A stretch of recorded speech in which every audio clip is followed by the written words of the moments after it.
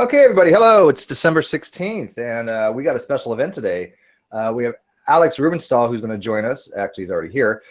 He's a former museum assistant with a background in geology and biology and has a heavy focus in paleontology. And the guy has a pretty dang good in-depth knowledge of bird evolution. So I've kind of talking to him for a while on Facebook, and eventually I got to the point I was like, you know what, you just need to come into a hangout and let's have like a Q&A session, especially with the some of the newer finds with the 99 million year old amber that had the non-avian theropod dinosaur tail in it.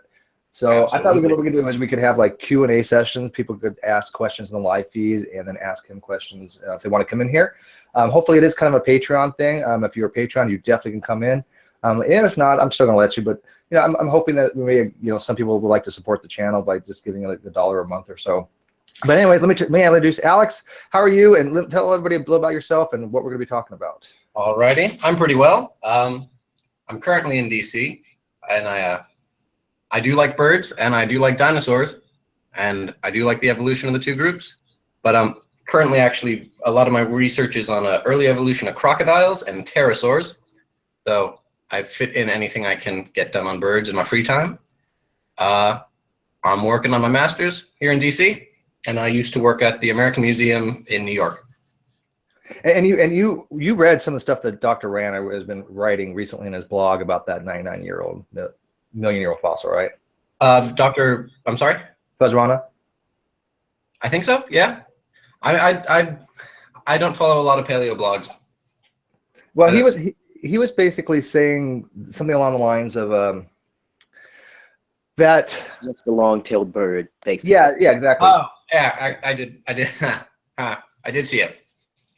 Or maybe someone who quoted it. Well, no, like the trick to telling birds and theropods apart. Well, honestly, there's not really a trick to it. It's hard. But I've seen the it's a long-tailed bird circulating a lot, and I think there are two or three serious issues with this kind of claim. And the first one's kind of temporal, that the Myanmar amber that this stuff's from is like 98 million years old, and I think they did a detrital zircon grade dating of this 2 or 3 years ago, when they found that it's the same amber that they had this like partial bird wing from a few years back. I can't remember when that was. So first thing's temporal, and if you look in the fossil record for these groups, that the tailed birds like Archaeopteryx or Geoloornis just completely drop off the face of the earth after 120 million years, and we have decent depositional environments with fossil birds in them afterwards. And the other issue is basal theropods.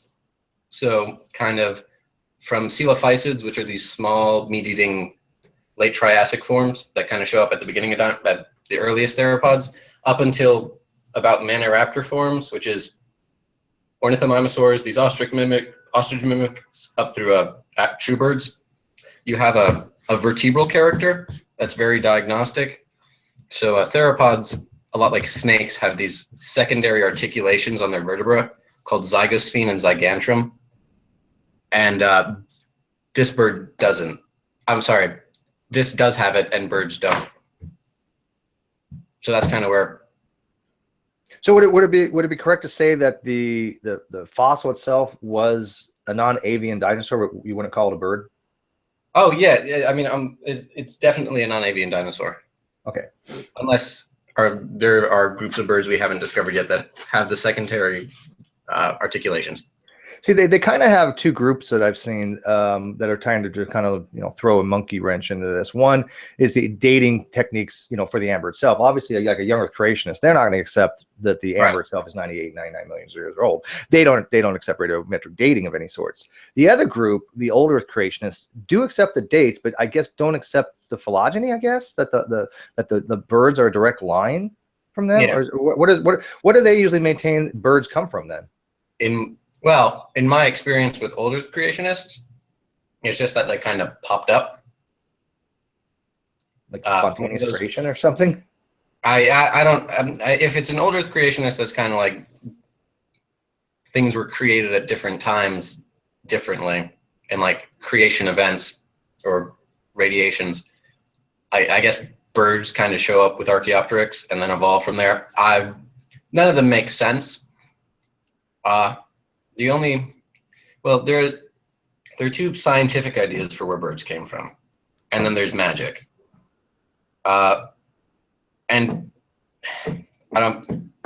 I've heard a few old Earth creationists they don't really ever believe it, but they like to use it as like as a way to kind of cast doubt on the debate itself, and they'll point to some of that work that Fiducia was doing back in the early 90s, and actually early 2000s too. He's been very quiet recently, and he's a strong proponent. And if you don't know who Alan Fiducia is, he's actually a very accomplished paleoornithologist, and he was a big voice in the birds are not dinosaurs debate that kind of raged after Ostrom published his manuscript on Deinonychus, and then actually even after they found the first feathered dinosaurs. And he maintained that birds came from a group called Thecodonts, which isn't a real phylogenetic group, but this is the group that traditionally included the ancestors of dinosaurs and crocodiles.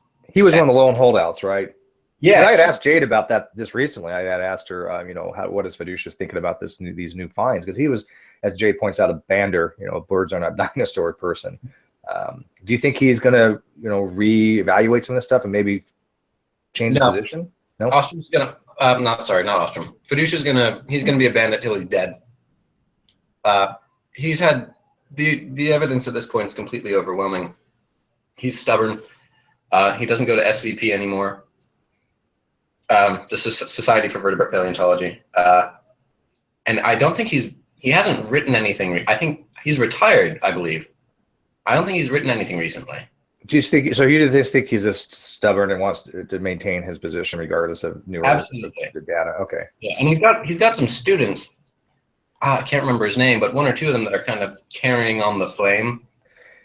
Do you think he would lose face if he actually came around? I mean, which is kind of funny because scientists generally they should change their position if new data is acquired, and that's what makes a good scientist. Do you think that he is losing face more by not changing his position in the community? Yeah, definitely. I think early on, when I guess it was a little harder to prove, he thought, to switch so freely maybe would have hurt his image. I can't be sure, but yeah, by now at this point, I mean, he's become a punchline in a lot of vertebrate paleontology communities, which is never what you want to be. And this position's not by a lot, but there are a few of these really skilled ornithologists. Hans Seuss of not Seuss. What's his name? There's an ornithologist at the Smithsonian, and he retired recently. And he was one of these big birds are not dinosaurs too. So it's with these kind of high-class ornithologists. Some of them are just morphologists, but Fiducia was a paleoornithologist. And I guess once they make the claim, they don't double back because neither of them have conceded any ground. They just kind of shut up and stop speaking about it. Jay, did you want to chime in on that real quick? No, not right now. No, not really. He's doing it. I think I've mentioned before. I used to follow the dinosaur mailing list really avidly, and I was following it when the feathered dinosaurs were being discovered in China, and it was really exciting to watch people. And most of the people on this list are paleontologists or paleo artists who are very well educated in paleontology. Argue about, banned, your birds are not dinosaurs, bad, birds are dinosaurs, or bad, dead, as I pronounce it, which are birds or dinosaur descendants, and argue over all the little details of this can't be a bird, this can't be, this can't be that. And over time, everybody except Fiducia, and as you said, a few of his students, and dropped, banned birds are not dinosaurs, and they went to one of the other two, birds are dinosaurs, birds are dinosaur descendants, and then eventually two birds are dinosaurs. And one of the reasons I bring this up is because some creationists seem to think the scientists just one day, all of a sudden, decided the birds are dinosaurs. Not that there were at least over a decade of discussion that I watched. But one of the things I think is interesting, I don't know if you remember who Zerkas was. I don't think I have CZERKS. What? Yeah. Yeah. He's the guy who was the main person involved in the National Geographic screw up. You remember that? Yeah, with Archaeoraptor. Archaeoraptor. He went to work with Fiducia. Paul Zerkas, I think that's a pronunciation. Yeah, which I think is interesting. Now, I'm not saying that he's a bander. I just found that kind of interesting. Huh. But and Fiducia did write a book just a few years ago, which I think is his last blast. Yeah. Yeah, I think it was called The Mystery of the Feathered Dragon or something like that. Something like that. Yeah. And I mean, it's interesting. And I always encourage people to look at the other side of things. But No, and yeah, so that's this, fair. Yeah, and it's fair. But in reading it, go ahead. Read it, consider his arguments, but be very well aware that he's been left in the dust long ago. But he's too invested in his. I mean, I've watched. I watch the science news and things like that. I've seen people who just, when their position is challenged, just, throw it up and go, whoa, fuck, I was wrong. And then avidly go after whatever is new, But Fiducia is too stuck in his ways. He's you can tell, because every single time there was a new discovery, and Fiducia would weigh in on it, he'd find some way to argue against it, kind of like creationists do. As a matter of fact, an interesting way to find out what Fiducia thought all along is to look at creationist websites, because they would constantly quote Fiducia. It's kind of funny, but there's similarities in that. They always find some way to explain something away. So, like, every time it said something new would come up, if you wanted to know what Fiducia thought about it, go to a creationist website, because they probably had it. Probably. That's unfortunate, though. But they obviously didn't show the other side of it. No, obviously. Oh, no. And they also don't point out that you've got, like, just about every paleontologist on the planet on one side, and then you got Fiducia over here all by his lonely with a couple other people. But, that's kind of the way it goes. So what is the key that doesn't take away from this tail that's found in amber? I mean, when I look at the feathers, and I looked a little bit into it, where the feathers lie on some what I'll call bird feather evolution, it's kind of in an interesting position and where it is as far as the structure with some of the symmetries and some other stuff. So what do we point out to them as saying, okay, if this is what it is, it obviously is not a modern feather, and it's obviously not, a very, very, very old precursor. So it's somewhere in the middle there. What do we point out to them as to say, okay, this is obviously, not a bird, but it is a dinosaur with feathers? What would you say would be the key points? The trick, and this is something that's kind of hard to do just on a public forum like Facebook, because the intricacies of systematics are a little confusing sometimes. So if we have a fossil from 99 million years, right, with feathers on it, and we can identify these what would be considered transitional feather structures, the trick is that this animal has it and is a descendant of a lineage that split up before birds evolved, and it retained this primitive character, which is why say this is a compsognathid, which is kind of my bet at the moment. Some kind of basal coelurosaur, and compsognathids may not be a real clade, but yeah, I know what you mean. Yeah, so we can, if we follow it back, right, we can say, all right, so we have compsognathids that phylogenetically show up here, and they have feather types this and this. This kind of feather types matches with the ones we find in the amber, and this was a transition on the way to birds, but our fossil record there's a ghost lineage of about 20 million years where we don't have fossils from that last common ancestor. Right, and they'll kind of get caught up on that that we're missing that section of time. Now, if you wanted to point to what these feathers actually show and not go into that entire thing, you could And yeah, you're right. There's no real good unambiguous synapomorphies that really define birds. Well, aves outside of dinosaurs.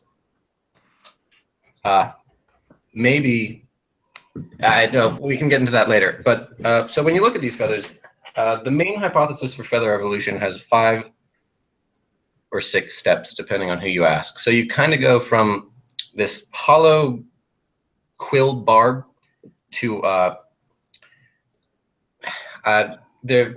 it's a weird hypothesis because it provides alternative steps in between. But you kind of go from a barb to the structure with a bunch of kind of thin filaments coming out of the top, and then there are 2 possible structures after that. And one is that the barbs themselves have now barbules, or that the barbs developmentally kind of twirl into this rachis, which is the main shaft of the feather, which then has barbules.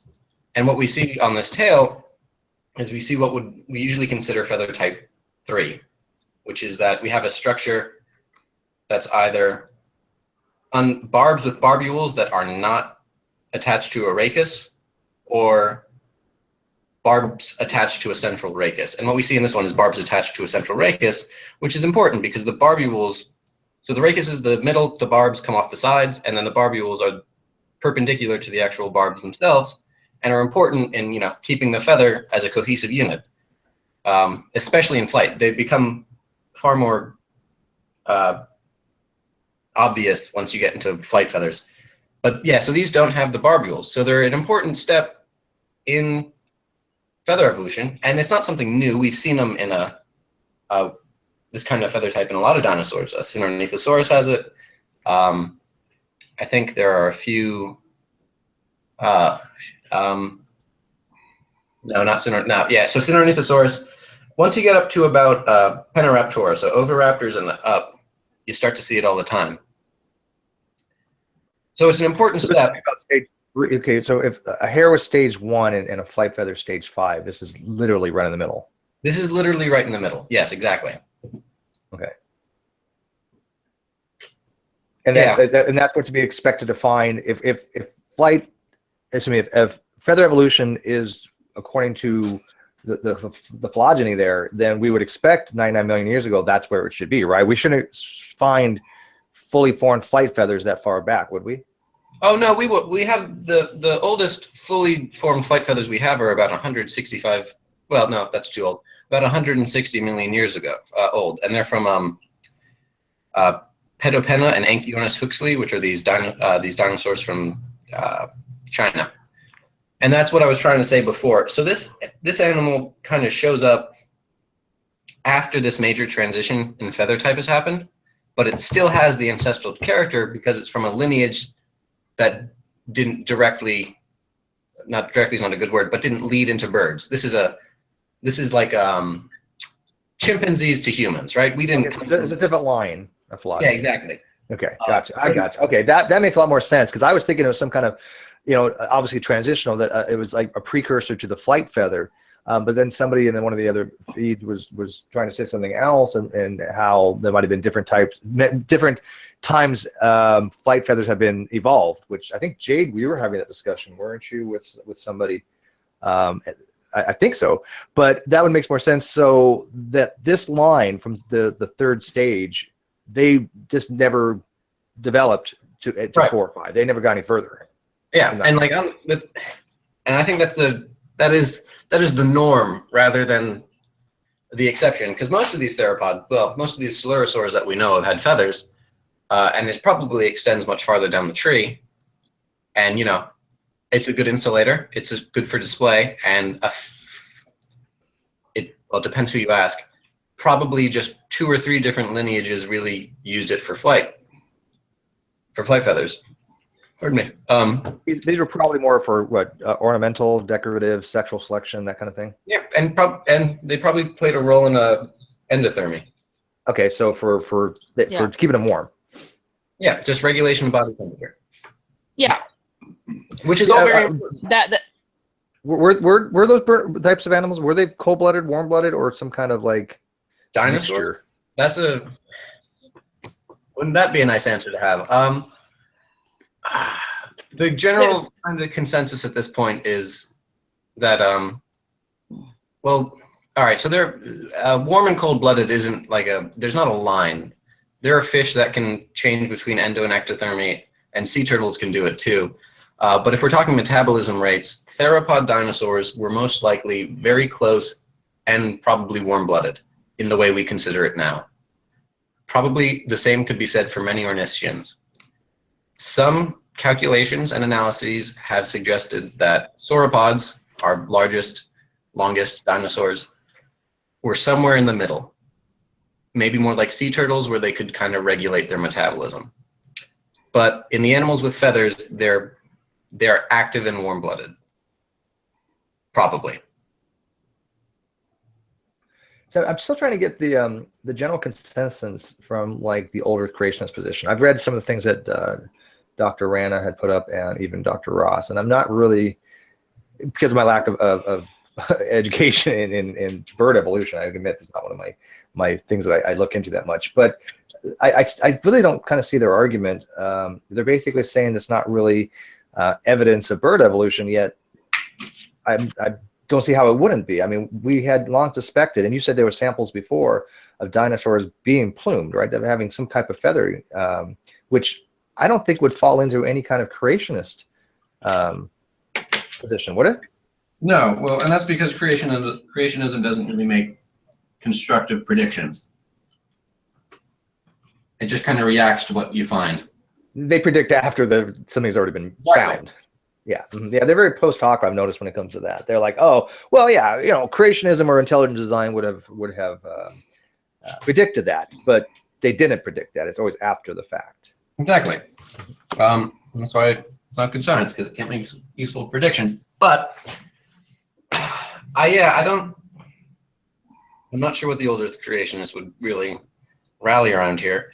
And like, it's not even that there are just 3 or 4 feathered dinosaurs. There are 46 taxa at this point that have either direct evidence of feathers, so like impressions or carbon films of the feathers around them, and then a few of them have pygostals and these quill knobs on their ulna. And pygostals are shortening of the caudal vertebrae in birds that are used for the tail feathers, and these quill knobs on the ulna are raised points for ligament attachments for the primary feathers. And so we have dinosaurs that we have all these things from, and it's a very wide distribution. It's not all theropods. We have some ornithischians with possible quills, possible feather structures, and my favorite, Kulindodromeus from Russia, which has stage 2 feathers, but it's very separate from the bird line to birds, which has me thinking that maybe feathers are a trait that is very primitive to dinosaurs. And maybe even Sileosaurs too, but we don't have any. Yeah, what's up? He says it's what in one of the things and the reasons to believe. He says that it's hard to imagine how primitive feathers associated with dinosaur tail, again dated at 99 million years of age, could be transitional if they appear over 50 million years ago after Archaeopteryx. And you're saying that it makes no difference that they appeared after Archaeopteryx because they're in a completely different line of phylogeny, right? And the different stages has nothing to do with the fact that we have modern bird feathers now, which you say existed 100+ million years ago. Right, and we don't have flight. We don't have type. I don't think we have type 2. No, we do have type 2. We don't have type 3 feathers today. We have some downy stuff that's comparable to some of the other stuff, but some of these transitional feather structures just don't exist in modern birds because they died out. Well, yeah, and modern birds are very adapted for flight, save for the paleognaths, which are largely flightless, except for tinamous, and that's an entire other weird thing. But it's just, it could have been something that was lost in the at the end of the Cretaceous, because we lose a ton of these bird groups. So it's not just like dinosaurs go and then birds keep on trucking. We lose some of the tooth birds. We lose the Hesperornids, which are really cool aquatic predatory birds from the late Cretaceous. There's a huge loss in bird diversity, so I wouldn't be surprised if we lost some of these primitive feather groups with some of these more primitive birds. But unfortunately, we don't have a ton of feather preservation for some of these late Cretaceous birds. It's best in the early Cretaceous. Yeah, again, may not make much sense to me. Isaiah, what do you? I mean, you're our bird guy. Is this how you understand it to be too, and what the Reasons to Believe organizations has been saying against the concept of bird evolution from dinosaur and bandits in general? I mean, I shouldn't say it's just Reasons to Believe. I mean, there are other people out there that hold to this birds are not dinosaur paradigm, but I don't know what evidence they're looking at to even support that they're not, you know, from some kind of dinosaur ancestry, because it seems to be there's overwhelming evidence that there is. But is that how you're getting it too, Isaiah? I mean, I can't really answer for bandits because I haven't really heard anything from them since what, 2010? Yeah, that sounds about right. From what? Oh, I said that sounds about right. Yeah. Yeah, that was the fossilized melanosomes were found on Sinornithosaurus and Sinosauropteryx, I believe. I think that was the year, or the year it was published, I think. And as for Creationist, I think they'll just interpret, like, it doesn't matter what you find. Like, if we found feather impressions on a T-Rex tomorrow, T-Rex would be a bird. So wait, T-Rex would be a bird if we found. If you ask for, according to creationists. According to creationists, if there's birds on a T-Rex, they would place T-Rex as a bird kind. Yeah. Well, yeah, because that's what Fiducia's done with so for these feathered dinosaurs that you can't just ignore. So you can't call them carbon impressions, or you can't call them keratin, or you can't call them anything else. You can't jump around the fact that they're feathers. For these really clear ones with rachis and barbs and barbules that look just like flight feathers, Fiducia's kind of been like, oh, so dromaeosaurs and oviraptors, they're all just secondarily flightless birds. That's how he's kind of rationalized it. So I think what he was trying to, what you were trying to say, right, was that, you know, if they found these kind of undeniable feathers on a tyrannosaur, they would just make T-Rex a bird. Is that close? Yeah. Okay. Do you want anything on that, Isaiah? I'm trying to get some Q&A, but the live feed hasn't picked up much. They actually said some funny jokes. You want to hear one of the funnier jokes in here, Alex? Certainly. We'll pose you a question. Okay, what do you call a blind dinosaur? What do you call a blind dinosaur? Do you think he saw us? That's from Shar. That's pretty funny, actually. Do you think he saw us? Yeah, he did laugh. You know it has to be funny. Yeah. Yeah, if anybody in live feed wants to ask some questions, go ahead, post it, and I will, or just come on in. We'll get you the link. I have a question. Certainly. Yeah, what is the current consensus on pterosaur pycnofibers? Do you think they evolved from a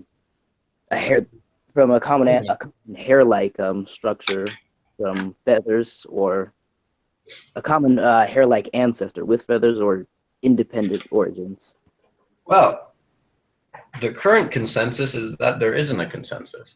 But if you're asking me personally, and my advisor here is Jim Clark, and he works very closely with a lot of the Asian paleontologists, Shuxing, some of the major guys doing some of that early bird and pterosaur stuff. And there was a discovery maybe 4 or 5 years ago of a kind of pterosaur. Are you familiar with Darwinopterus? Yes. All right, so this kind of transitional pterosaur related to Darwinopterus. It's a Wukongopterid, and it had these very more. It had pink. They found pinkofibers along the tail, and they seemed more structurally complex than the original pinkofibers that they've been finding on things like sorties and other pterosaurs since the late 1980s. And the real trick here, and why it's hard to just why it's not exactly the safest thing to assume they're feathers, but although I have my suspicions that they might be closely related to at least the developmentary process that you get feathers, because feathers are feathers and scales and fur, for that matter, kind of form from the same thing. They form from placodes. The the beta keratin in the feather kind of thickens around it, and eventually you get this kind of spiraling upward structure. We have no idea how pterosaur pincofibers form, but it'd be really helpful if we did. So in short, it's possible, and it's possible because I think it's more possible now that we have feathers on really basal ornithischians like Colindodromeus. It kind of suggests that this was a trait that was basal to dinosaurs, and if it's basal to dinosaurs, it could be basal to avemetatarsallians, which is pterosaurs and dinosaurs' closest relatives like coelurosaurs and lagoptonids. And so if it's a trait that's kind of common to the two major groups of dinosaurs, it's completely reasonable to assume, well, no, maybe not completely reasonable. I think it's a fair assumption that maybe this was a trait that avemetatarsallians had. And kind of a point I'd argue for this is that, so the key trait of avemetatarsallians is this kind of hinge-shaped ankle, right? That's the key trait. That's what it means, bird ankle. And it's this kind of ankle structure that's associated with a very active lifestyle. You know, the cruotarsial ankle of pseudoseuchians, of crocs, is a socket which lets you kind of splay.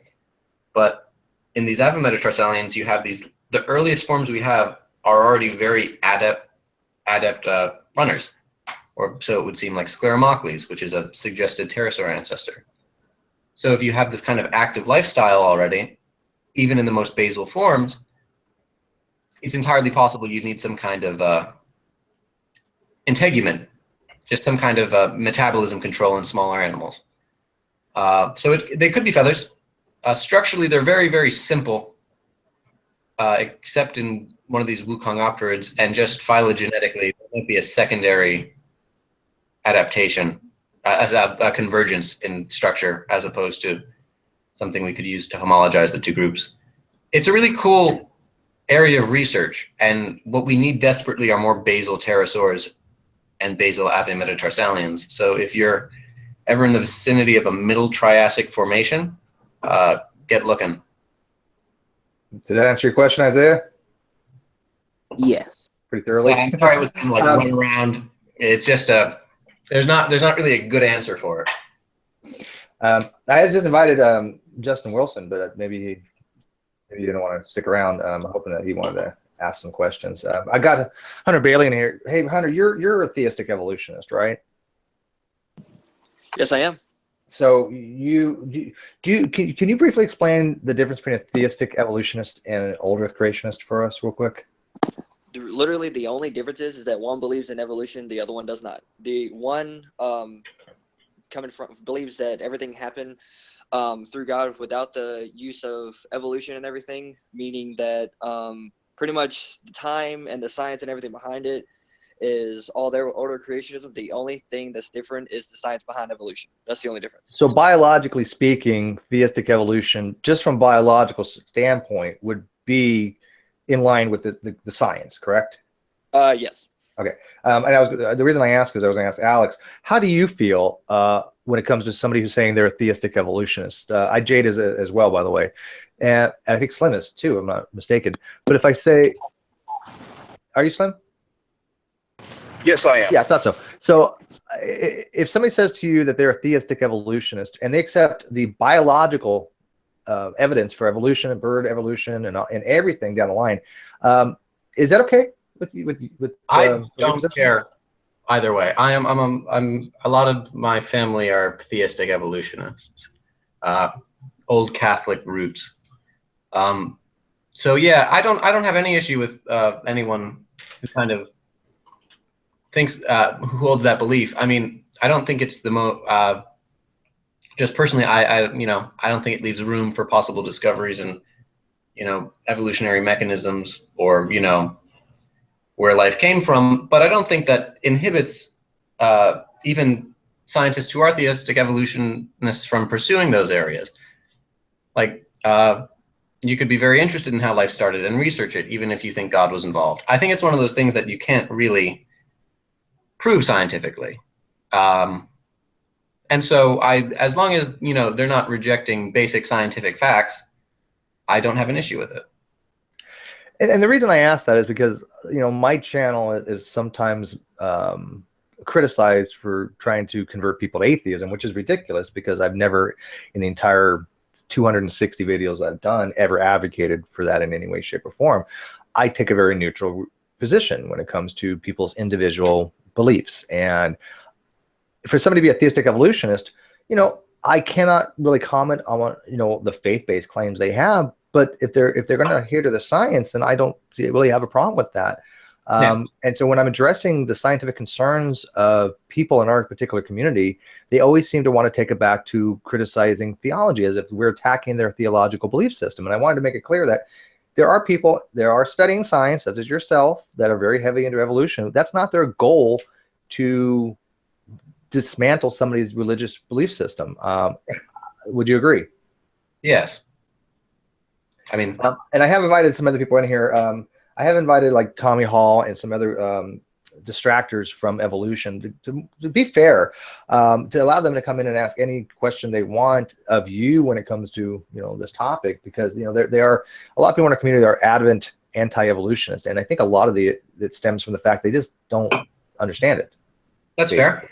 So I have extended to them. I've opened it up a little bit, so if they come in, I'll let you know. But right now, everybody in here, I think everybody on the same page that's in here now. I want you to meet Hunter. He's my philosophical admin, or theological admin for the Great Debate Community, and Slim, another theistic evolutionist. And in fact, so if anybody notices anything, I think I have more theists than I have. No, actually, it's equal. So, you know, I like to be fair. So does anybody else have some questions for him in regards to either the 99 millimeter amber, or we want to move on really quickly to some of Dr. Schweitzer's work? Because I really would like to get his opinion on some of that. You're familiar. I think I mentioned that we were before that. Okay. Some of the questions we have in the Great Debate Community, or some of the members, not us, but some of the other members, they don't understand that she did not find intact red blood cells. She didn't find organic red blood cells or DNA. She found heme compounds and collagen. I wonder if you could touch on that and explain how, you know, what exactly she found and what was her methodology for determining the preservation mechanism. Well, I mean, you basically hit it. It's proteins and collagen, and it's not the first time we found collagen either. Well, all right, maybe that's not 100% true. There have been other reported instances of collagen, and I mean, Rahonavis might have original collagen in some of its distal phalanges. So her work is exciting, but there have been people claiming that they've been finding soft tissue since the 1960s. But Mary very much backed up her work, and you know, before I was very skeptical. And I think she has a solid case. She's made a solid case for herself. I think that this is probably original material. And I almost feel bad for her because, you know, she puts it out there. And, you know, there's obviously some pushback from the scientific community. And she puts out a article, a discussion into the role of iron in the preservation of these kind of soft tissues. And I think that it's not a bad study by any measure, but I think she felt the pressure to kind of produce one of these studies, and I hope she continues working on it, because I think the general idea there that I don't remember the specific rates, but I think she extended the lifespan of some ostrich tissue considerably, like on absolutely incredible scales over the course of I can't remember how. I don't have the 2 paper. years, I believe it was. Yeah, I'd be very curious to see an even more prolonged kind of a study done like this. And I don't know personally, but maybe she is doing one. It's just a very hard. The idea that there are some organic molecules that are more resistant to, you know, weathering, decay than others is a tough one. And they're small amounts, though. I mean, these soft tissues also nothing big. Several days. I think a lot of the younger creationists think that it was some kind of pliable, malleable, tissue. Like they found somebody took a swatch off of something. Right. And And it's not. It's just small molecules of compounds. Yeah. It was a. Yeah, go ahead. I was going to say they also forget where it was found where it is in the bone. Right. The very large, heavy dinosaur with great, big, huge bones, right? And the soft tissue. The other thing they misunderstand is it's a type of tissue.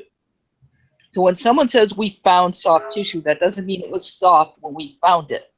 Exactly. It's a type of tissue. So there are two types of tissue in bone, for example. The spongy part of bone, which I can't remember the name of right now, is considered soft tissue. So what she did was they found this in the center of a great big huge bone. And it's the size of that bone that helped preserve it, which I think most people can understand. That Absolutely. Yeah, it just makes basic sense that if something is insulated like this was, there's a greater chance that it would be preserved. And we also find there are certain circumstances where a type of fossilization or a type of preservation is going to occur.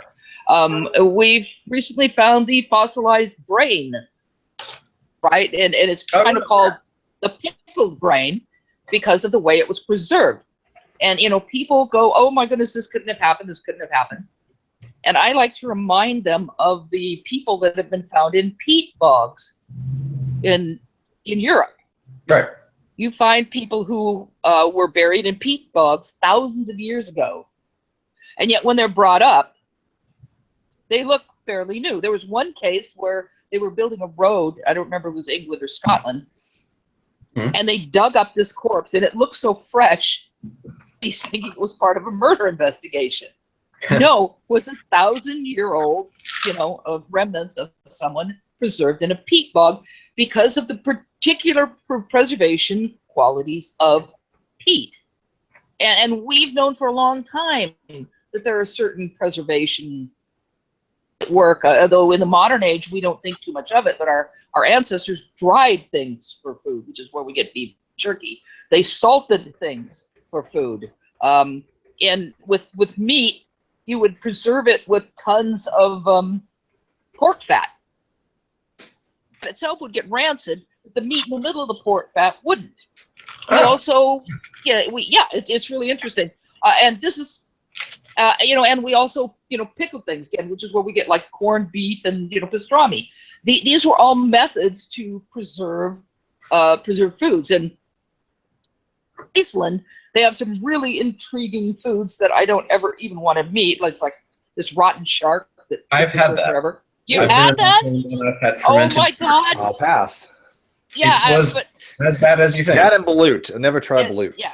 That and I also don't want to. Oh, what's the name that I just forgot? Never mind. It's a Norwegian delicacy that I don't even want to hear. No, it's what? Well, that's Swedish. Norwegian friends of mine. Well, maybe this is called liquefied snot. It's when you take cod and you preserve it in take cod and you preserve it in lye. Cod and lye, and you get, I can't think of what it's called right now, but so we've had methods that, just that we humans are familiar with that can preserve foods for a long period of time. So we know you can extend things beyond their natural life. And we have the examples of mummies that brought up peat bogs. And we know that the La Brea tar pits, for example, has preserved a ton of stuff. And we know that we found woolly mammoths, that the dogs, there was one case in Siberia where they found the woolly mammoth because their dogs were eating it. Preserved in ice. So we know there are certain methods of preservation that work. So it's not hard to understand that there are certain, chemicals can work in a certain way to preserve things. And I wish I still had this reference, but it wasn't too long after, Mary Schweitzer made her discovery that a group of people came up and said, you know what, iron could have done it. And they actually did calculations, did chemical equations to show how iron could have been involved. And that was, you know, just a group of people, you know, just sort of spitballing ideas of how it could have been preserved. Right. But even at that time, people were looking. This was so early. People were looking to see if there was biofilm or anything.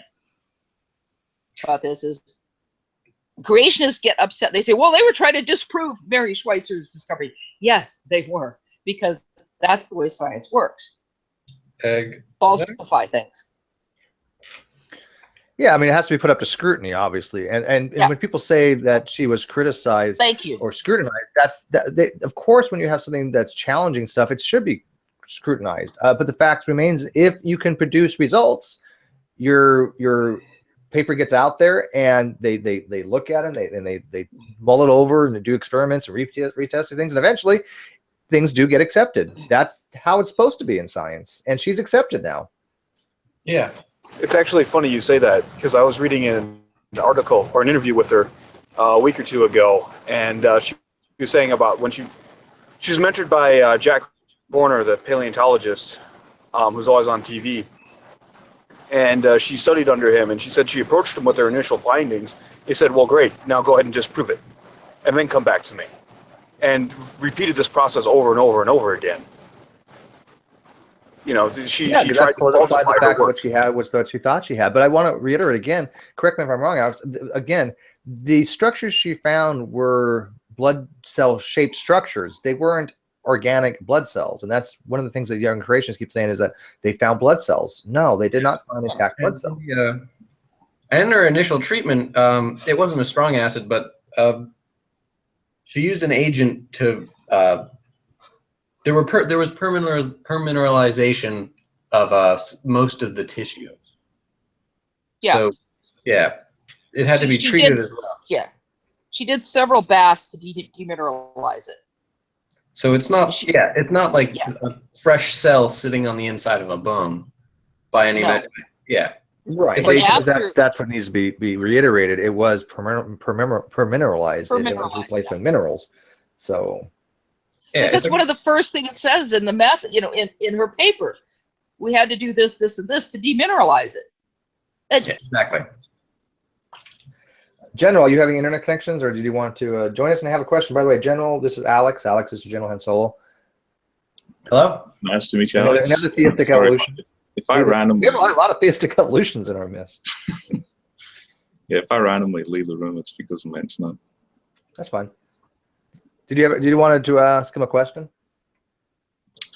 I guess very recently they found what I think it was dinosaur feathers encased in amber. Yep. Did you follow up on that research? Maybe any? Yeah, we just spent about a half hour talking about that. What do you want to add to it? Anything in specific you're curious about? About the discovery? Well, in this case, Fazal Rana from Reasons to Believe tweeted on that, and I know what he's going to do. He's going to say that there's no evolutionary link.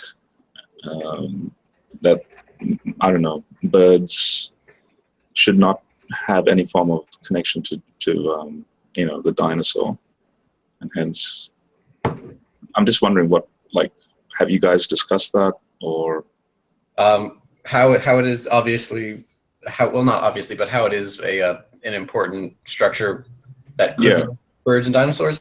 Yeah, we briefly covered it. Kind of the short of it is it is almost not, all right, I don't want to say that. It is most likely a section of dinosaur tail, and you can tell this based on aspects of the skeleton, based on aspects of the caudal vertebra. But it also has these, there are multiple feather types in feather evolution, kind of steps. And this shows a step 3 feather, which is something that we don't find in modern birds and is only found on dinosaur feathers. So, I mean, outside of that, I don't know what else one could really be looking for if they wanted a picture of what a transitional feather would look like. Okay, interesting. So because he's going to write up an article, and he hasn't written one up yet. So based on what you just said, I'm going to, keep that in mind and certainly, see what else. Well, he posted a few things on it already. Dr. Rana has posted something on RTB in regards to it, and he's been tweeting some things out. I've asked him a little bit about it. I'll probably, when he comes on what is it, the 21st, we have him coming on Wednesday, the 21st. Is there any specific thing that we can bring up to him in regards to this, Alex, you think, that can maybe kind of, I don't know, I don't want to say challenge his position per se. I mean, now it is challenging it, but show him what it actually, the amber, the tail is actually showing us, rather than what he thinks it is, because people have been twittering back to him. I was going to say Snapchat, twittering back to him that he's having a misconception. And so, what do you think Wednesday we can bring up to him in regards to this, saying, okay, you know, you're reading it this way, but it's actually should be read this way, kind of thing. Well, I'm curious, what's his position, kind of? You know, again, he doesn't explain fully accept bird evolution. He doesn't accept hominid evolution. From what I understand, he accepts humanity to be a special creation, that somehow that it was ensouled at a particular time, and that we kind of came into existence by, I don't know, spontaneous generation. General, is that? I mean, you follow Dr. Renner. Yeah.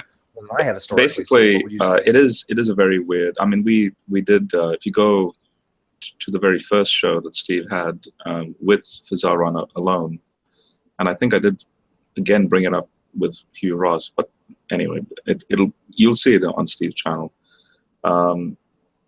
Just look for where I pop up. But basically, I asked him. So they believe that microevolution takes place, but there is no distinction between micro and macro. You know, evolutionists know that. But he takes the distinction, the straw man distinction that the young Earth creationists provide, and he says, yeah, there's microevolutionary changes, but the so-called macro change is where God, in a quasi ex nihilo way, millions of times over. So the micro steps is God intervening millions of times over, literally creating a brand new species, even though and then to us it looks like there's connections, but actually no, they're separate, brand new creations millions of times over throughout history.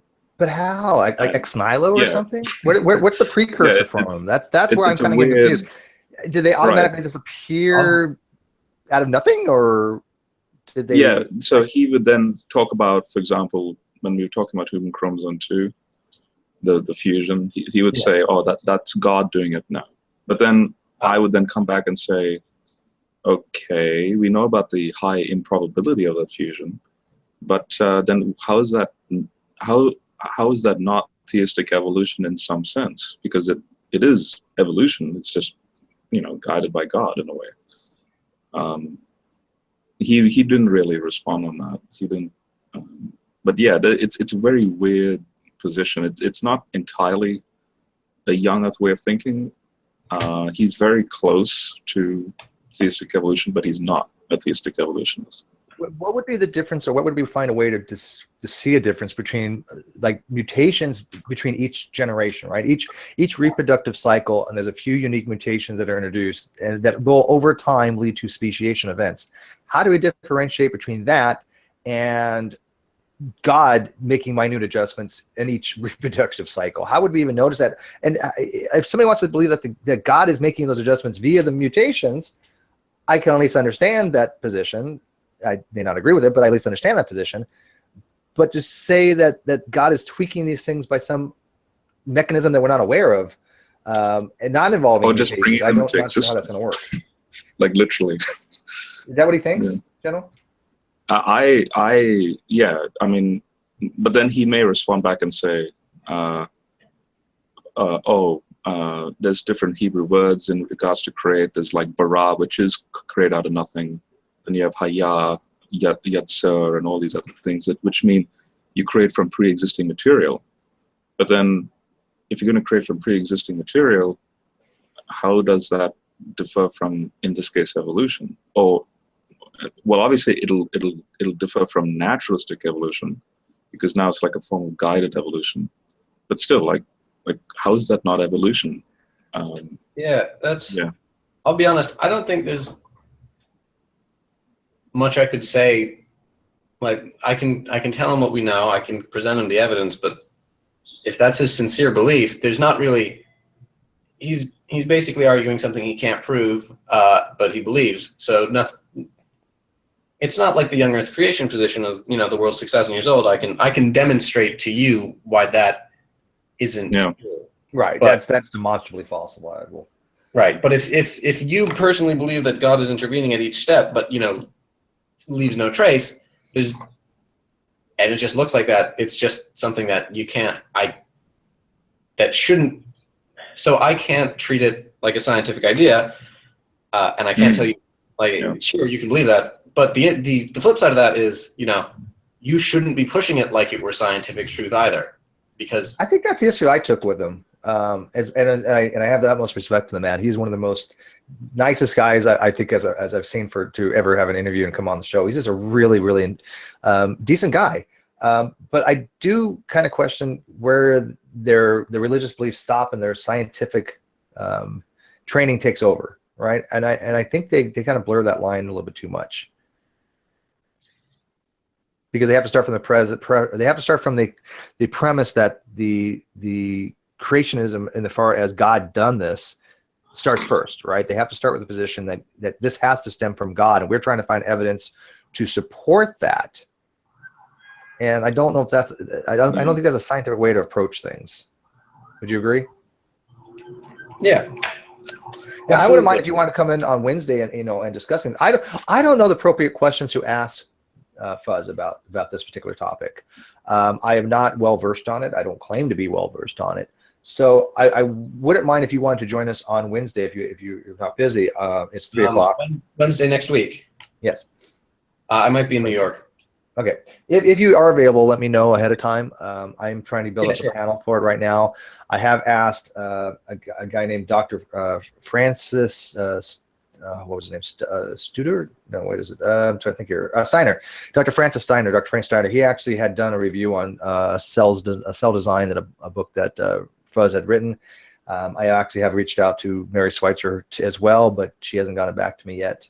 She messaged me once asking me about the Great Debate Community, but I haven't heard back from her. But I understand she's really a busy person, so it may take several days to hear back from her.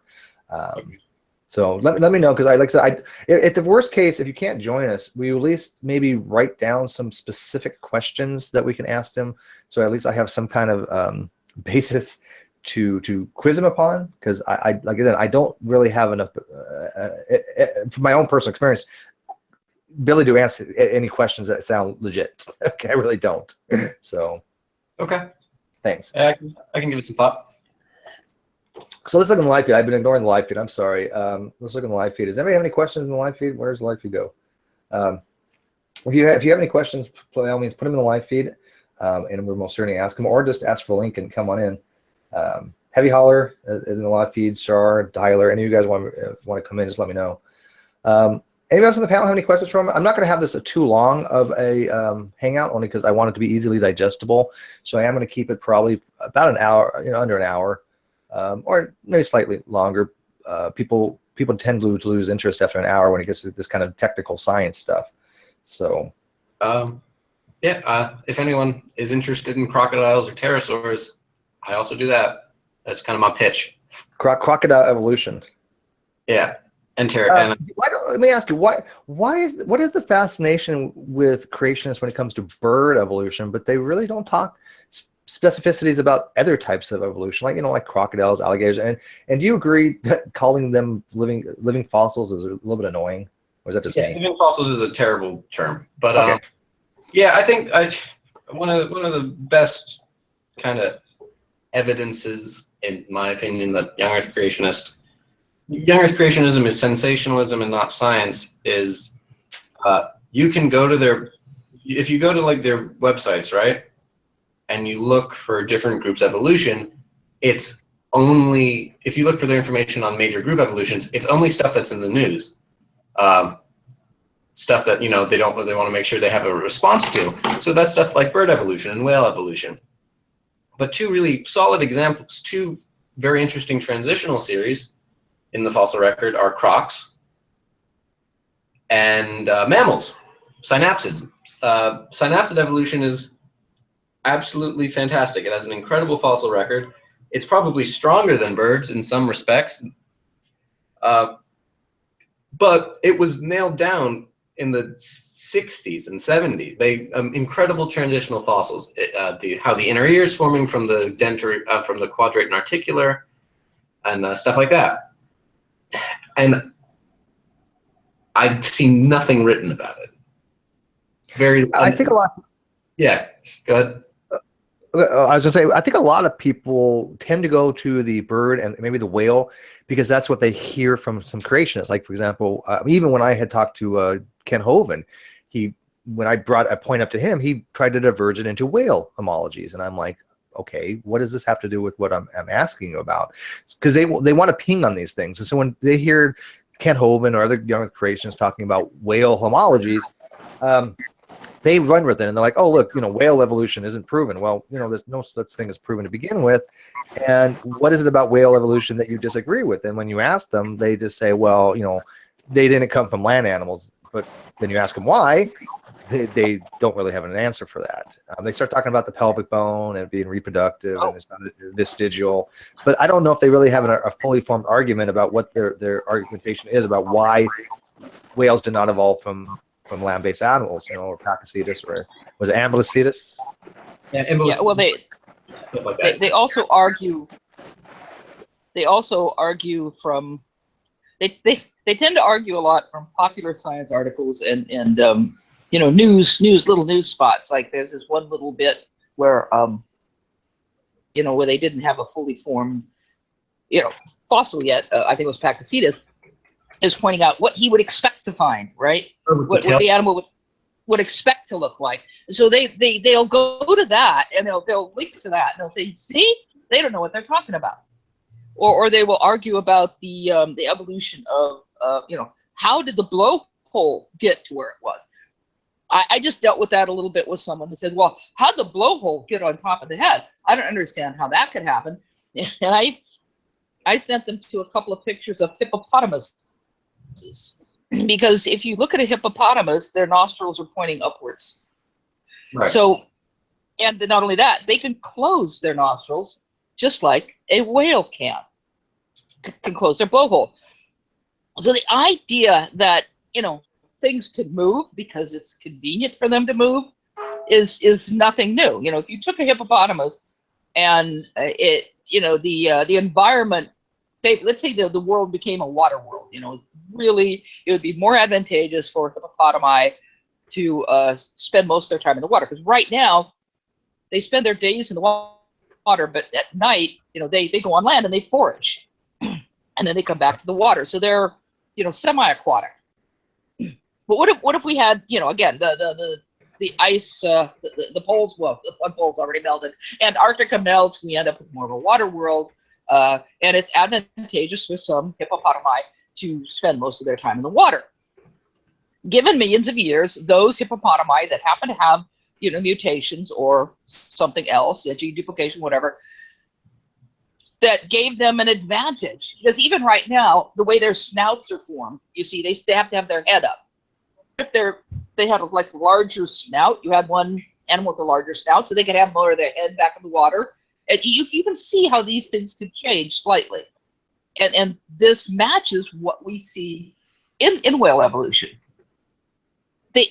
Creationists keep arguing, where did this come from? Where did that come from? And every time somebody gives me a question like that, I have usually very little trouble in looking it up in the scientific literature. But sometimes they're asking the wrong question.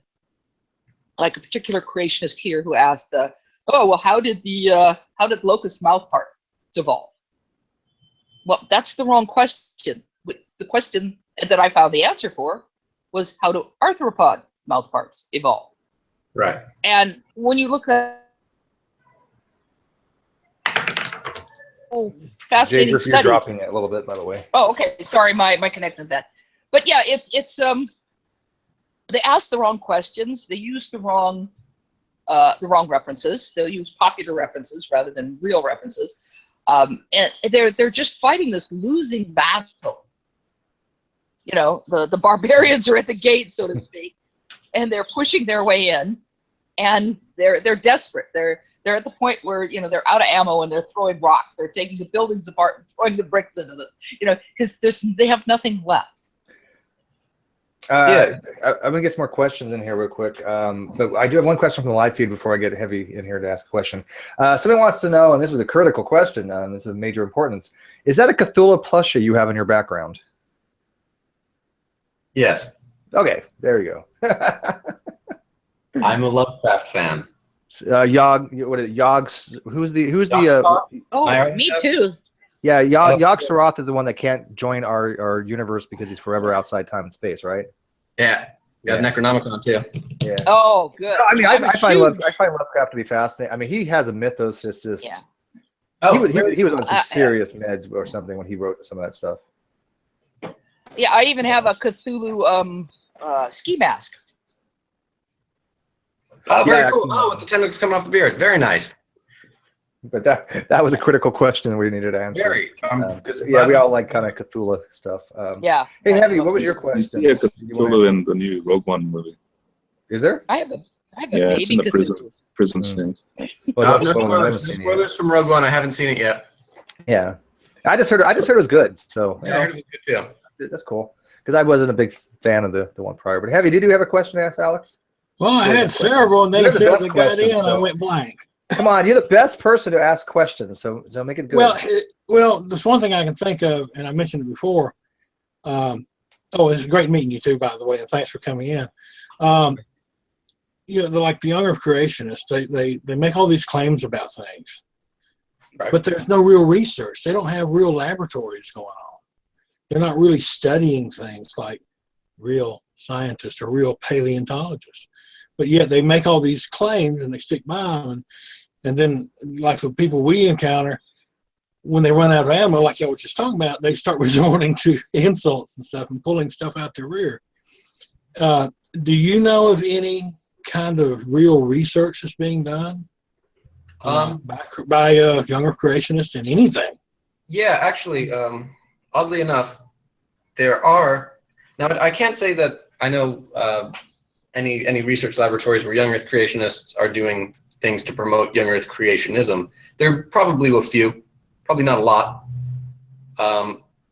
But you know, some of these organizations have a lot of money. I wouldn't be surprised if they were doing something. And the rare times you see some of these creationist studies pop up, they're regarded as truth. There's no. It's like, oh, we actually put the work in. It's right. But I actually personally do know. There's an old Earth creationist, paleontologist who I know personally. He does insect evolution, and there's actually, I think, 2 young Earth creationist paleontologists. I have never met them, but I know 2 exist at least. But they do research, and one of them does research on mosasaurs, large marine reptiles from the Cretaceous. Oh, cool. And he writes on their evolution, and he writes in deep time. So I think he's just kind of separated his personal beliefs from his science, which I can respect, I guess, if you're going to have those beliefs anyway. But isn't that like the definition of cognitive dissonance? Yeah, exactly. It is 100%. It is It's the epitome of cognitive dissonance.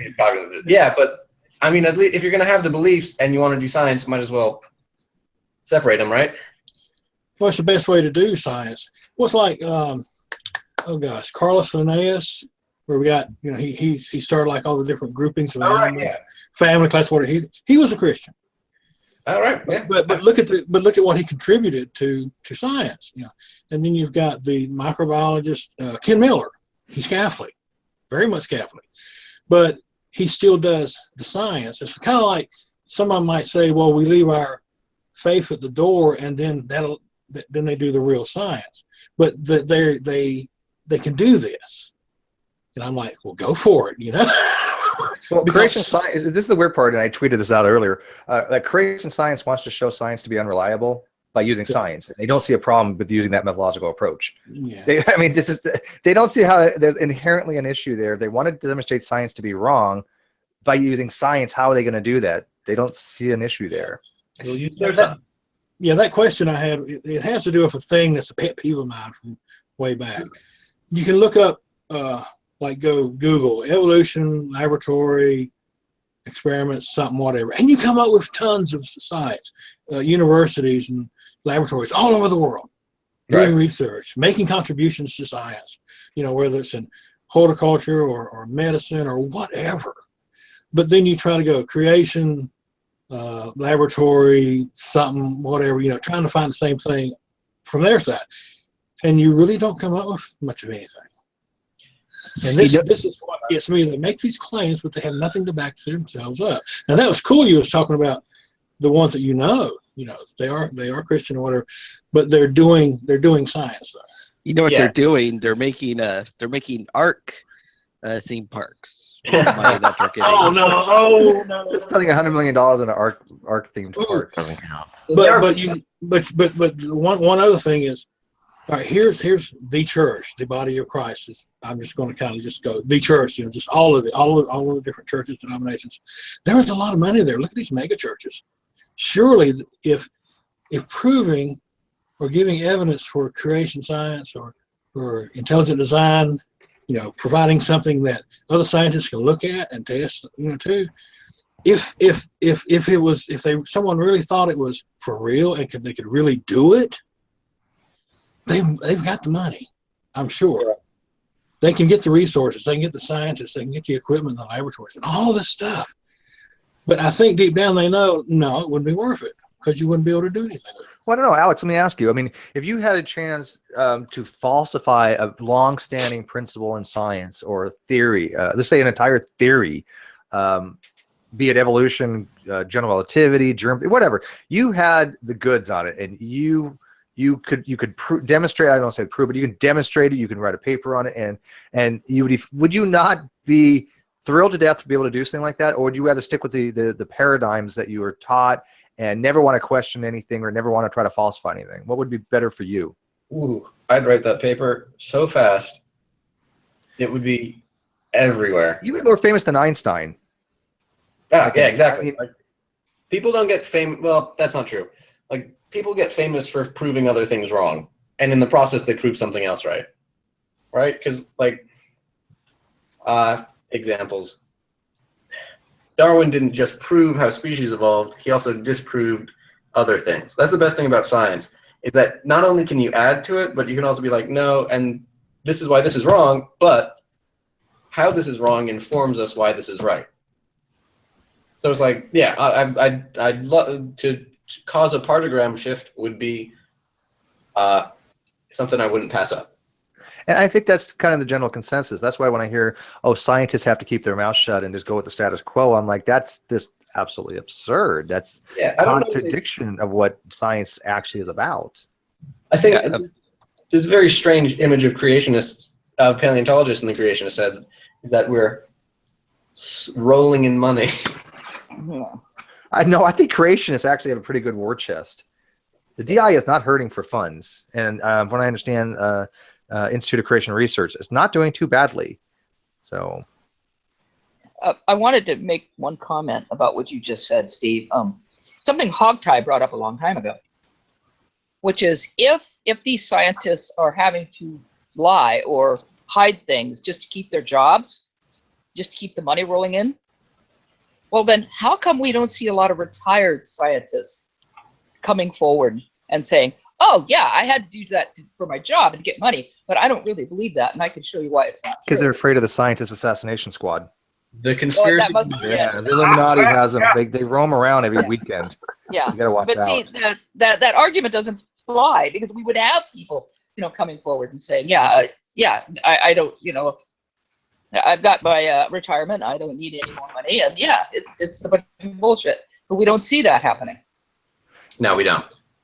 Now, let me ask you about speciation real quick, because occasionally this comes up that a well-informed creationist, and I use the term as a gradient thing, okay? I mean, when I say the term well-informed, I mean a little bit more than what I call fruit on the ground creationist. As a matter of fact, I have a whole video series on fruit on the ground creationist.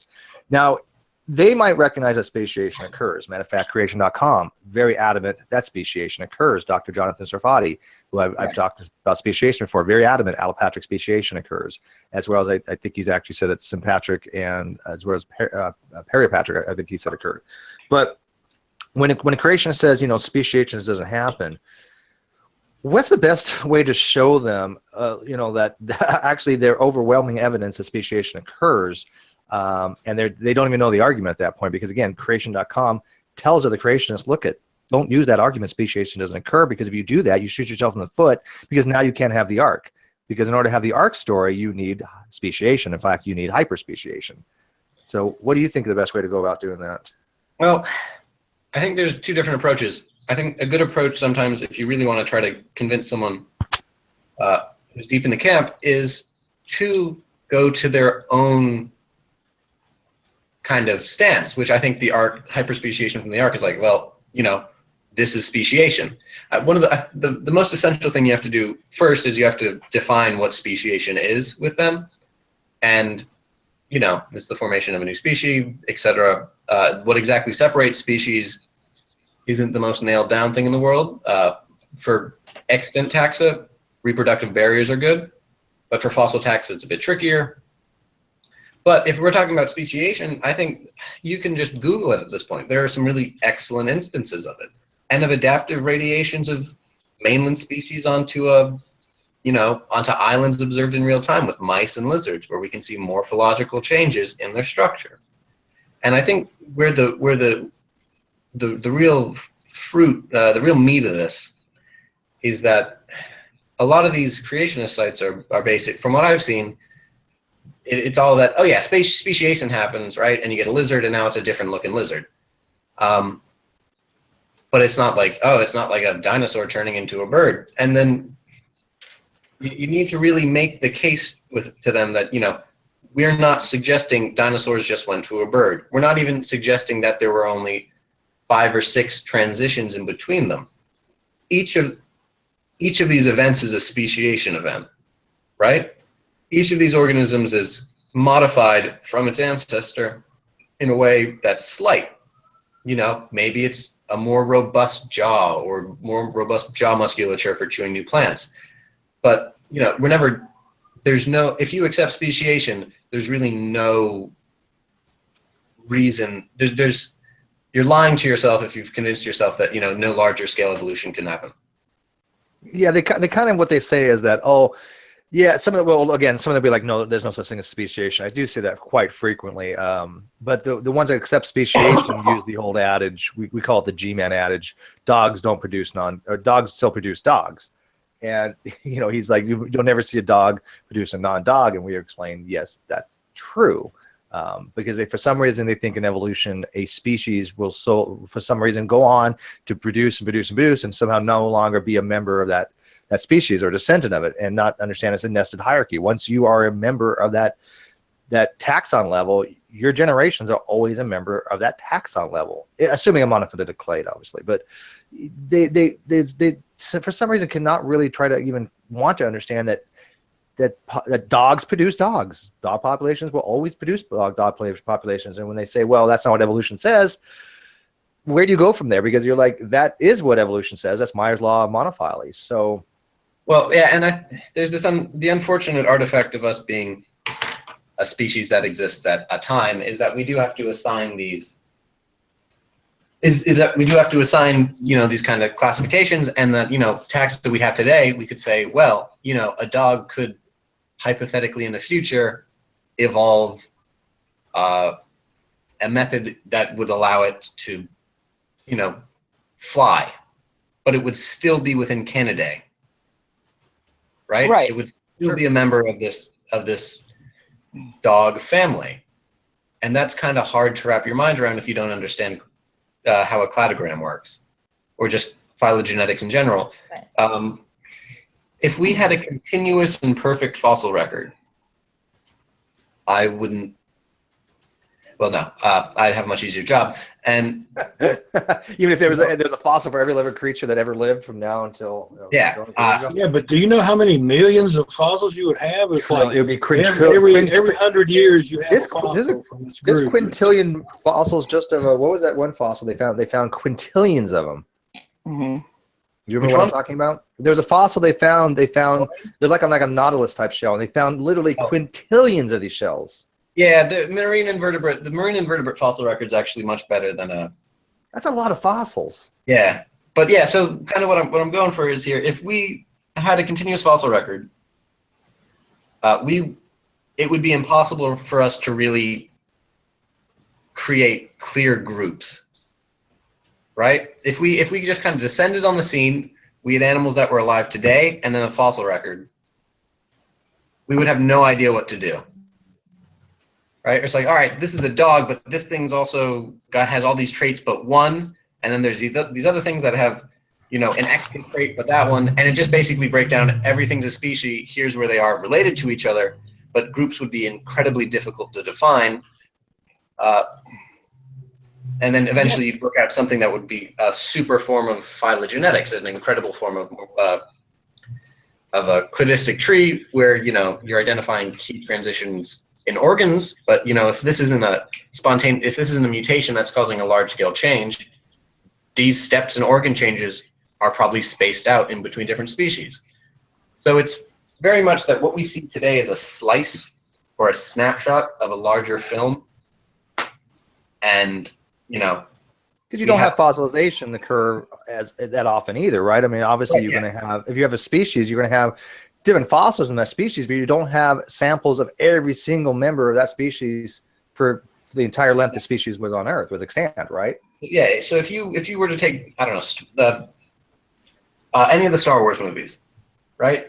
And you all, I guess there are 8 now. You take all the 8 Star Wars movies, and then you take slices. You take small clips every, let's say, few minutes, and the clips last for 10, 11 seconds, right?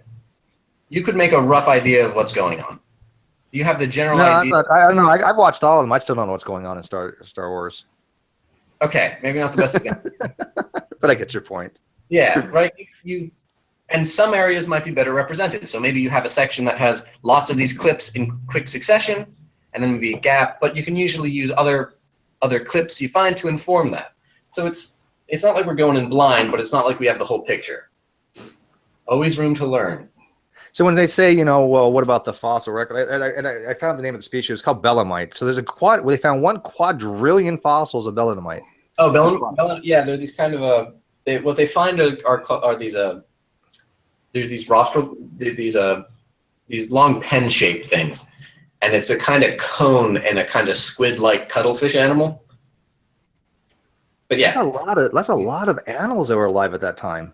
Well, yeah, but they weren't in a quadrillion of one species. Yeah, they weren't in a sequence though. It was like a whole group of them from one certain specific time. Yeah, they were like spread out over thousands of years. Yeah. How many passenger pigeons were there in the American? Well, I forgot when they went extinct, but there were absolutely ludicrous numbers of them, and they all went extinct in 30 years. And you can get these huge death plates. Quintillions of belemnites is an incredibly large number, but if these are huge schooling masses of squid-looking things, it's not impossible. Yeah, Richard Dawkins came up with an illustration or a way to kind of look at, like, if you're looking at one lineage, just one lineage of animals or whatever. He was saying, like, say, take a picture of yourself, if you could do it. Take a picture of your father, your grandfather, great-great-grandfather, and just keep going back. Just take pictures of all the fathers, great-grandfathers. Just keep going back, further and further, all the way back to, Tiktaalik or something like that. Yeah. All right.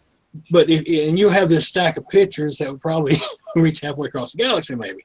But anyway, but you do that every day for these millions and millions of years. But if you go anywhere in there and you take out 2 pictures that are one right after the other and look at them, they look the same, pretty much the same. Go way down here, take out 2 more, they look the same. But if you go maybe 1/8 of the way down, take 1 picture out, then go down 3/4 of the way and take another picture out, no, they're vastly different. This is a concept. There was 3 billion passenger pigeons at one time. But there's the young Earth creation either will not or cannot visualize this. It's the time scale. They want to say 5 or 6,000 years, but as we know from the evidence, it's like millions of years. But you can give that example to them, and it's like right over the head. But it makes so much sense though, because like if you say you take a look at us, we're hominidae or something like that, Hominidae. Homo sapiens. But then Right. you go way down and pick a picture out, and it's whatever, like the mammal-like reptiles, theraspids. Yep. Yeah. But that's still one of our great, super great, grandparents. Right. But that's a different species. We just, the only way, like you said, you can only, if you had a perfect sequence of skeletons of one lineage, it would be hard to make divisions where this is one species, this is another. It's like trying to make a difference between me and my great grandfather or something. Right. Yeah. Exactly. There's no big difference there. Alex, are you familiar with Homo neanderthalis? I mean, do you ever? I'm some general stuff. I mean, when they say that, okay, they died out about 40,000 years ago, but we do have some degree of DNA from Homo neanderthalis. I mean, upwards, so I don't know what it was, like 3%, if I remember. It's on where the person's coming from. Well, it's not overall, right? This is mitochondrial DNA, right? Yeah, it's mitochondrial DNA. Yeah. I don't remember the exact percentage, to be completely honest. That sound 3% actually sounds kind of high, but it might be. I'm not sure. Isaiah, do you remember? It's nuclear, not mitochondrial. No, are you sure? Yeah, there is no Neanderthal mitochondrial for some reason. Okay, it's nuclear. All right. Okay, it's nuclear. Okay, my mistake. Yeah, I'm not super familiar with hominids. But What do you know is the percentage then, Isaiah? Because some people are claiming that I've seen they have zero DNA from Homo neanderthalis. Yeah, sub-Saharan. Zero, isn't it? The That sub-Saharan. would be more. That would be some of the African. Yeah, 0 to trace amounts. Okay. Because I mean, I have seen people post that they had genetic testing done and they came up 0, and I was just wondering what would that indicate? But the Neanderthals were European. Yeah, they had. I thought they were restricted to like no farther south than the Strait of Gibraltar. So more of the European would have. I mean, they did actually. I just read something not too long ago. The Europeans they did a study and they found that they had a higher percentage. And I don't remember if it's 3. Maybe it was like if not, it was like 1 to 2%. Okay. Actually, I think the Neanderthals were also in Eurasia, Turkey, what is today Turkey, and they keep finding them even further east, going towards China. They think they're eventually going to find some in China, possibly. Oh, okay. You think they migrated that? You think they actually went that far? It's possible. I don't think there actually has many reports of as going as far as China, but there definitely has been reports of them finding some, at least the early forms. So not like 40,000 years, but like about 200,000 years ago, the earlier forms of Neanderthalensis was found in the Middle East. Okay. That's pretty cool. I'll have to check that out. Did anybody else have any questions on the live feed or internal? Let me check. I've been ignoring the live feed. Sorry, guys. Let's see here. Which came first, the African or European swallow? Well, was that a laden or unladen one? Their unladen flight velocity. I don't know. We all get the reference. I don't know. I'm telling you, nerds have like one thing in common, right? And Monty Python is definitely one of them for some reason. Oh yeah. We all have the same, like, every scientist I've met, I can bring up Star Wars, Monty Python, and surprisingly enough, everyone's really into Lovecraft. You know, I've been only Bruce's finding that philosophy recently. Yeah, that's true. That's definitely true. And Douglas Adams. Serenity. Don't forget about Firefly. I've never seen Firefly. People keep telling me to do it. You're officially excommunicated from the scientific community. It's nice knowing you. Are you kidding me? You've never seen Serenity or Firefly? Hey, I've seen Serenity, but I have never seen Firefly. Does that count? Yeah, no, because those are the 13 best episodes of all time, or 12, depending on what you want to say, because I guess one of them was combined, I guess. But yeah, they only did like 12, 13 episodes, and they are just amazing. So go watch them. Go take a weekend. When your terms of papers are done and everything, and just binge watch Serenity and Firefly. What do you guys think? Do you think they should watch Firefly first and then Serenity, or the other way around? Come on, give me some opinion here. Nobody cares. Are you kidding me? Okay. You know what? Ain't never seen either one. Watch Firefly first, I think, and then watch the movie. That'll Okay, make a little more sense. I'll take it into consideration. All right, but then if you like it, you got to come back to me and say, Steve, your opinion was amazing and you were awesome on that recommendation. Do you have any other brilliant shows for me to watch? You have to phrase it exactly like that. Yeah, you paraphrase. I don't mind. Okay. But anyways, yeah, I'm gonna wrap this up a little bit. It's been 90 minutes. Like I said, I want this easily digestible. So, any last thoughts before I bid you guys adieu and thank Alex for joining us? I'm all set. Anyone else have anything they want to say? Ask. Anything? And 5 minutes later, after we go off air, they'll be like, oh, you know what? But anyways, Alex, I wanted to thank you for joining us very much. So I have two sets of formats. I have one format where I have a guest come in and we have things like this, and then the other format's just like an open hangout where we just talk about stuff for hours and hours and hours and hours on end that can go from all kinds of different subjects. So now that you are part of the Great Debate community and you've actually been added to the roster, drop in anytime when I post something for Twitter or I post something for Facebook. You always know when I'm having a hangout. So we do more than just science. We do and philosophy. I mean, we just talk about everything. So we want to welcome you to the Great Debate community. And hope you drop by more often. All right, thanks for having me. All right, thanks for everybody joining us. Geology and Heavy, Jade, Patriarch, Slim, Isaiah, and everybody in live feed, everybody who's watching. We do appreciate it. As you know, we are going to have Dr. Ross and Dr. Rana on the 21st, Wednesday, I believe at 3 o'clock. If you have any questions for them, please let me know.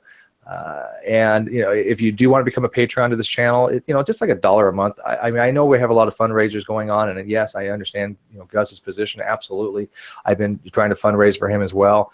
I'm just looking for people that want to support my channel because they like the content. That's it. If you like the content, spend $1 or $2 to get good guests like Alex and other people in here, because it is a little time consuming trying to find people and make arrangements for them. But anyways, I thank you all for your support and being a part of the Great Debate community. And like I said, if you got any questions, please send them to me afterwards and we'll get them to the right people. Okay, thank you guys.